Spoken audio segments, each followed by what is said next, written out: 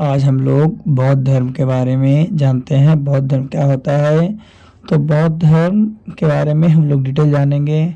तो बौद्ध धर्म जो है उसके संस्थापक गौतम बुद्ध को माना जाता है और इन्हें एशिया का ज्योतिपुंज कहा जाता है। गौतम बुद्ध हैं जिन्हें एशिया का ज्योतिपुंज कहा जाता है, जिनका जन्म 863 ईस्वा पूर्व कपिलवस्तु के लुम्बिनी नामक स्थान पर हुआ था। गौतम बुद्ध का जन्म 563 ईस्वी पूर्व कपिलवस्तु लुम्बिनी नामक स्थान पर हुआ था और इनके पिता का नाम सूत्रोधन था और माता का नाम मायावती देवी, माया देवी थी, है ना। गौतम बुद्ध के पिता और माता का नाम।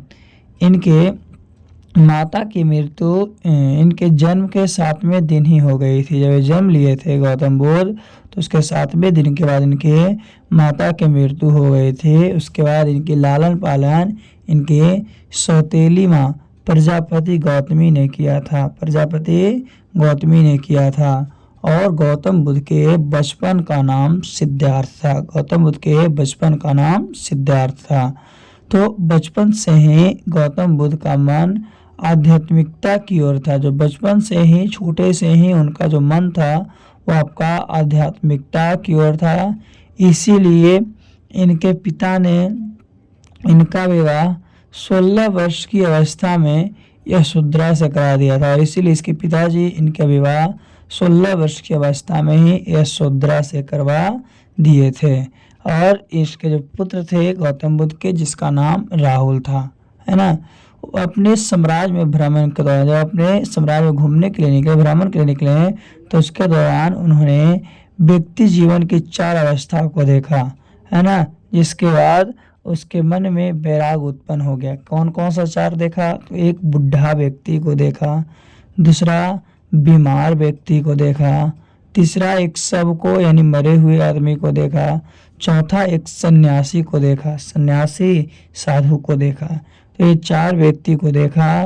तो इसके बाद इनके दिमाग जो था, दिमाग में क्या हुआ कि इसके मन में जो था वैराग उत्पन्न हो गया, है ना। देखिए जैसे कि फिगर में दिखाया गया है कि ये जो थे इस तरह के, जैसे कि पहला जो था, पहला के बारे में हम लोग देख रहे हैं तो चारों 4 कंडीशन में, है ना, 1 2 3 1 4 दिखाया। जैसे कि एक आपका सन्यासी है, एक मरे हुए हैं, एक बीमार है, एक बूढ़े है। तो इस तरह से उसने 4 लोगों को देखा और देखने के बाद उसके दिमाग में एक प्रकार की प्रवृत्ति आ गई, है ना। चलिए इसके बाद हम लोग आगे जानते हैं कि क्या है और क्या नहीं है। तो सांसारिक समस्याओं से व्यवस्थित होकर, संसार की समस्याओं से व्यवस्थित होकर सिद्धार्थ ने 29 वर्ष की अवस्था में गृह त्याग दिया, अपने घर को त्याग दिए, जिसे बौद्ध धर्म में महाभिनिष्क्रमण कहा गया है। और बौद्ध धर्म में जो घर को त्यागे हैं उसी को महाभिनिष्क्रमण कहा गया है। तो ज्ञान की खोज में बुद्ध इधर उधर भटकते रहे। फिर इन्हें अलार कलाम मिले। कौन? एक अलार कलाम मिले जो इन्हें पहले गुरु बने। इन्होंने अलार कलाम ने सांख्य दर्शन की शिक्षा ली। इसके बाद महात्मा बुद्ध ने अपने 5 मित्रों के साथ सारनाथ के वन में लगभग कई वर्षों तक कठोर तपस्या की। उसके बाद जब सांख्य दर्शन की शिक्षा ली, उसके बाद महात्मा बुद्ध अपने 5 मित्रों के साथ मिलकर क्या कि सारनाथ वन में कई वर्षों तक कठोर तपस्या की। इसके बाद महात्मा बुद्ध ज्ञान की प्राप्ति के लिए चले गए और जब इनका कठोर तपस्या पूर्ण हुई तो ज्ञान के लिए चले गए। तो कठिन तपस्या के बाद 35 वर्ष की आयु में, कितने? 35 वर्ष की आयु में बैसाख की पूर्णिमा की रात निरंजना नदी के किनारे, बैसाख की पूर्णिमा की रात निरंजना नदी के किनारे पीपल के वृक्ष के नीचे सिद्धार्थ को क्या हुआ कि ज्ञान प्राप्त हुआ। और वही ज्ञान प्राप्ति के बाद सिद्धार्थ बुद्ध के नाम से जाने लगे। सिद्धार्थ जो थे बुद्ध के नाम से जानने लगे और वह स्थान बोध गया कहलाया। जहाँ पे इनके शिक्षा की प्राप्ति हुआ स्थान बोध गया कहलाया। तो बुद्ध ने अपना प्रथम उपदेश सारनाथ में दिया। जो गौतम बुद्ध थे और प्रथम उपदेश सारनाथ में दिया, जिसे बौद्ध ग्रंथों में धर्म चक्र प्रवर्तक कहा गया है।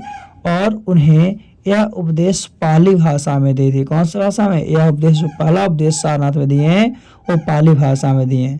तो क्या पॉइंट है कि बुद्ध ने अपने सर्वाधिक उपदेश कौशल देश की राजधानी श्रावती में दिए, और गौतम बुद्ध जो हैं अपने सबसे ज़्यादा जो उपदेश दिए हैं कौशल देश की राजधानी श्रावस्ती में दिए। चलिए आगे चलते हैं। तो महात्मा बुद्ध ने 4 कथन कहे हैं। कितने कथन? महात्मा बुद्ध जो थे आपका 4 कथन को कहें, है ना, कि संसार जो है दुखों से भरा है। फिर बोलें कि हर दुख का कोई ना कोई कारण है। अगर दुख से भरा है तो हर दुख का कोई ना कोई कारण है। सभी दुखों का सबसे बड़ा कारण इच्छा है, और जितने भी दुख हैं वो सभी का सबसे बड़ा कारण इच्छा है। अगर इच्छा पर नियंत्रण पाया जा सकता है तो कोई भी दुख नहीं होगा। तो ये 4 सत्य कथन कहें, है ना। तो ये जो बौद्ध हैं, बौद्ध धर्म के 3 रत्न हैं। 3 रत्न कहने का मतलब उनका कीमती चीज, बहुमूल्य चीज। पहला बुद्ध, दूसरा संघ, और तीसरा धम्म। तो बौद्ध के कितने रत्न हैं? 3 रत्न हैं। बुद्ध हो गए, संघ हो गए, और धम्म हो गए। ये 3 रत्न है। तो एक गौतम बुद्ध के 4 कथनों को याद रखना है। पहला क्या था कि संसार जो है दुखों से भरा है। दूसरा था हर दुख का कोई ना कोई कारण है। तीसरा था सभी दुखों में बड़ा इच्छा, और इच्छा पर नियंत्रण पाया जा सकता है। तो महात्मा बुद्ध के प्रमुख अनुयायी थे कौन कौन? एक थे बिंबिसार, एक क्या थे? बिंबिसार। दूसरा थे प्रसेनजीत, और तीसरा थे उदयदीन। ये 3 जो थे महात्मा बुद्ध के प्रमुख अनुयायी थे। तो बुद्ध ने अनुयायियों को 2 भागों में बांट दिया, एक भिक्षुक में और एक उपासक में। तो भिक्षुक क्या था? गौतम बौद्ध धर्म का प्रसार करने के लिए संन्यास ग्रहण किया गया। भिक्षु जो कि बौद्ध धर्म को प्रसार करने के लिए संन्यास को ग्रहण किया। वही उपासक क्या था? तो गृहस्थ जीवन व्यतीत करते हुए बौद्ध धर्म अपनाया। गृहस्थ जीवन को व्यतीत करते हुए बौद्ध धर्म को अपनाया। तो एक बुद्ध की अनुयायी को 2 वर्गों में बांटे गए, है ना। वही बौद्ध संघ में सम्मिलित होने के लिए न्यूनतम आयु 15 वर्ष थी। यानी कि जो बौद्ध संघ में जो सम्मिलित हो सकते हैं उसके लिए उसका ये जो आयु है, उम्र है, वो कम से कम 15 वर्ष होनी चाहिए। तो ये आपका था। तो याद रखना है कि बुद्ध की अनुयायी के 2 भाग थे। पहला जो भाग थे भिक्षुक थे, दूसरा था उपासक। चलिए आगे चलते हैं। तो बुद्ध के जीवन से संबंधित बौद्ध धर्म के प्रतीक, बुद्ध से जो जीवन से संबंधित बौद्ध धर्म के प्रतीक क्या है? तो जन्म का प्रतीक है कमल एवं सांड, गृह त्याग का प्रतीक है घोड़ा, ज्ञान का प्रतीक है पीपल यानी बोधि वृक्ष, निर्वाण का प्रतीक है पद चिन्ह, और मृत्यु का प्रतीक है स्तूप। तो इस तरह से बुद्ध के जीवन से संबंधित बौद्ध धर्म का प्रतीक है।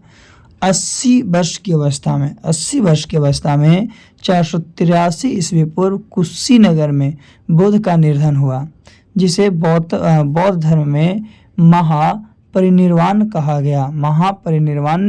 गया। और ही निधन के बाद बुद्ध की अस्थियां अवशेष को भारत के 8 जगहों पर स्थापित कर स्तूपों का निर्माण कराया गया, जिसमें सबसे बड़ा स्तूप सांची का स्तूप है। जो सबसे बड़ा स्तूप है वो सांची का स्तूप है ना। तो इनको निर्धन के अवस्थियां अवशेषों को तो भारत में 8 जगहों पर स्थापित किया गया, जिसमें सबसे बड़ा जो है आपका सांची का स्तूप है। चलिए आगे। तो महात्मा बुद्ध की मृत्यु के बाद बौद्ध धर्म के प्रचार प्रसार के लिए 4 बौद्ध संगीतियों का आयोजन किया गया, है ना। संगीति फर्स्ट 483 BC में, बैक सेंचुरी में, राजगीर में। इसका राजा अजातशत्रु किए थे और इसका पुरोहित महाकश्यप थे। फिर संगति 2 जो था 383 BC वैशाली में किया गया था। उस समय राजा कालाशोक और पुरोहित सवाकामी थे। तीसरा जो था 225 BC जो कि पाटलिपुत्र, उस समय का राजा अशोक था और उस समय का पुरोहित थे मोंगलीपुत्र तीर्थ थे। जो चौथा है वो वर्ष प्रथम में किया गया था, जिसका स्थान कुंडलवन है और इसके राजा कनिष्क थे। और इसमें पुरोहित जो थे वसुमित्र अध्यक्ष और उसके साथ साथ अश्वघोष उपाध्यक्ष थे। इसका एक अध्यक्ष थे और एक उपाध्यक्ष थे, है ना। तो ये था बौद्ध धर्म का प्रचार प्रसार करने का आयोजन किया गया था, जिसके अंतर्गत ये सब बातें की जानकारी। चलिए अब हम लोग आगे चलते हैं थोड़ी सी बौद्ध धर्म के बारे में कि क्या है और क्या नहीं है। तो आगे है चौथी बौद्ध संगति के बाद बौद्ध धर्म को दो भागों में बांट दिया गया, एक हीनयान और एक महायान। एक हीनयान और एक महायान। तो हीनयान और महायान, तो हीनयान जो था बौद्ध धर्म का प्राचीन रूप है, लेकिन महायान था जो कि यह नवीन रूप है। हीनयान था यह कठोर मार्ग और इसके द्वारा कम लोग निर्वाण की प्राप्ति कर सकते हैं, तो महायान यह सरल मार्ग और इसके द्वारा अधिक लोगों निर्वाण की प्राप्ति कर सकते हैं। यह बुद्ध को अलौकिक गुण वाला सामान्य पुरुष मानते हैं। ये हीनयान जो हैं वो गौतम बुद्ध को अलौकिक गुण वाला समान पुरुष मानते हैं। वही महायान जो हैं यह बुद्ध को क्या मानते हैं, भगवान मानते हैं, बुद्ध को भगवान मानते हैं। तो इस तरह से और भी बहुत सारी अंतरें हैं हीनयान और महायान में। किसमें, हीनयान और महायान जो है उसमें और भी बहुत सारे अंतर है, जिसमें हम लोग अभी 3 अंतर को जाने हैं, है ना। और उसके बाद हम लोग और आगे अंतर को जानते हैं। तो याद रखिएगा 3 अंतर के बाद चौथा अंतर क्या है देखते हैं, है ना। तो चौथा अंतर है कि अब जो हीनयान थे बुद्ध के प्रतीकों की पूजा करते थे, लेकिन महायान बुद्ध की मूर्ति को पूजा करते थे। जो हीनयान थे इनके ग्रंथ वाली भाषा में रचे गए थे, और जो महायान थे इनके ग्रंथ संस्कृत भाषा में रचे गए थे। हीनयान क्या थे कि कर्म एवं धर्म में विश्वास करते थे, तो महायान परोपकार में विश्वास करते थे और इसमें बौद्धिज्म का आदर्श ग्रहण किया था, जो दूसरे के कल्याण के लिए करते हैं। हीनयान क्या था कि इसका प्रचार प्रसार लंका, बर्मा, थाईलैंड, कंबोडिया आदि देशों में किया हुआ है ना। लेकिन महायान का प्रचार प्रसार कहाँ, तो चीन, तिब्बत, कोरिया आदि देशों में हुआ था। यानी इसका प्रचार प्रसार जो था चीन, तिब्बत, जापान, कोरिया आदि देशों में हुआ था। किसका, महायान का। किसका, महायान का। तो ये था आपका दोनों में डिफरेंट, दोनों में अंतर, जिसके बारे में हम लोग जान चुके हैं। चलिए थोड़ी सी और हम लोग गौतम बुद्ध के बारे में जानकारी प्राप्त करते हैं। तो बौद्ध साहित्य में क्या है कि त्रिपिटक ये मूल रूप से पाली भाषा में रचे गए थे। इनकी संख्या 3 है। पहला है विनय पिटक, दूसरा है सुत्त पिटक, तीसरा है अभिधम्म पिटक। तो विनय पिटक इसमें भिक्षु एवं भिक्षुओं को आचरण संबंधी नियम बताया जाता है। सुत्त पिटक में बौद्ध धर्म का उपदेश संकलित है, और अधिधम्म पिटक में इसमें बौद्ध धर्म की दार्शनिक व्याख्या की गई है, और यह सबसे महत्वपूर्ण भाग कथा वस्तु है। फिर जातक कथाएं, तो ये मूल रूप से पाली भाषा में रचे गए हैं, जिसकी संख्या 549 है। इसमें बुद्ध के पूर्व जन्मों की कथाएं हैं। फिर बुद्ध चरित्र, तो इसकी रचना संस्कृत भाषा में हुई है। अघोष द्वारा रचित यह एक महाकाव्य है। इसमें बुद्ध का जीवन वृत्त और उनकी शिक्षाओं का वर्णन इन बौद्धों के द्वारा किया गया है। फिर है धम्मपद, तो पाली भाषा में रचा गया है। इसमें इसे बौद्ध की गीता भी कहा गया है। तो ये था बौद्ध धर्म के बारे में आज हम लोग जानकारी प्राप्त किए, है ना। अगले वीडियो में पुनः हम लोग अगले टॉपिक के साथ मिलते हैं। तो आज के लिए इतना ही काफ़ी है ना। चलिए आज के लिए